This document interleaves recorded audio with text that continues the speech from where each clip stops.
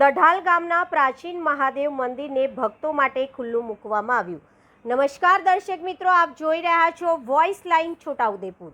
અંકલેશ્વર તાલુકાના દઢાલ ગામમાં દીકરીઓના ગૌરી વ્રતની શરૂઆત થતાં ગામના આસ્થાના કેન્દ્ર એવા પ્રાચીન મહાદેવ મંદિરે પૂજા અર્ચના કરવા દીકરીઓ અને ગ્રામજનો પહોંચ્યા હતા, પરંતુ મંદિરને માલિકીની જમીન તથા ટ્રસ્ટની જમીન હોવાનું કહી તાળું મારી દેવામાં આવ્યું હતું, જેના કારણે ભક્તોમાં ભારે રોષ ફેલાયો હતો। તાળું મારનાર વ્યક્તિને ગામના આગેવાનો દ્વારા ટેલિફોનિક સંપર્ક કરવામાં આવ્યો, છતાં તેઓ સ્થળ પર હાજર રહ્યા નહોતા। ત્યારબાદ સર્વ સમાજ સેના જિલ્લા પ્રમુખ મેહુલ પટેલ દ્વારા સ્થાનિક પોલીસને જાણ કરવામાં આવી।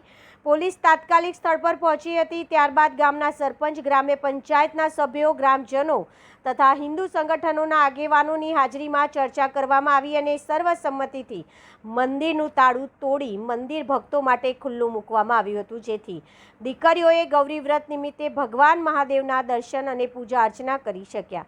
ધર્મસ્થળો સૌની આસ્થાનું કેન્દ્ર છે। આવા સ્થળો પર સૌહાર્દ, સમજદારી અને કાયદેસરની રીતે પ્રશ્નોનું નિરાકરણ લાવવું જોઈએ। Bureau report Virendrasinh Desai, Chhota Udepur.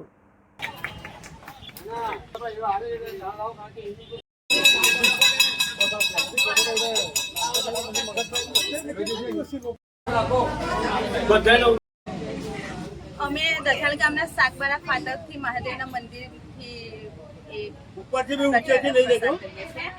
લગભગ 40 વર્ષ જૂનું આ મંદિર છે, જ્યાં આગળ લોકો પૂજા કરવા આવે છે અને આસ્થાનું સ્થાન છે। વારંવાર રજૂઆત કરવા છતાં એ લોકો તારું લગાવીને જતા રહે છે, તો લોકો પૂજા કરવા જાય ક્યાં?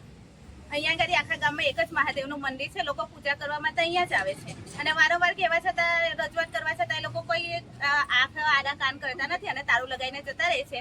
તો પછી આજે બધાની હાજરીમાં હિન્દુ પરિષદ, સરપંચ, પોલીસ કર્મીઓ બધાની હાજરીમાં અમે આ તારું આજે તોડ્યું છે અને એ લોકોએ બધાએ અમને સાથ આપ્યો છે, એ માટે એ બધાનો ખૂબ ખૂબ આભાર માનીએ છીએ।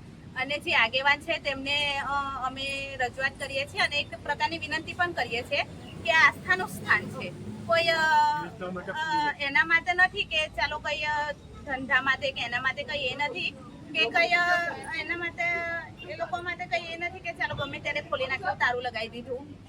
આસ્થાનું સ્થાન છે, લોકો પૂજા કરવા આવે છે, તો અમે લોકોને વિનંતી કરીએ છીએ કે અમારે બીજું કોઈ પ્રકારનું એ નથી, પણ ખાલી મંદિરને ખુલ્લું રાખે।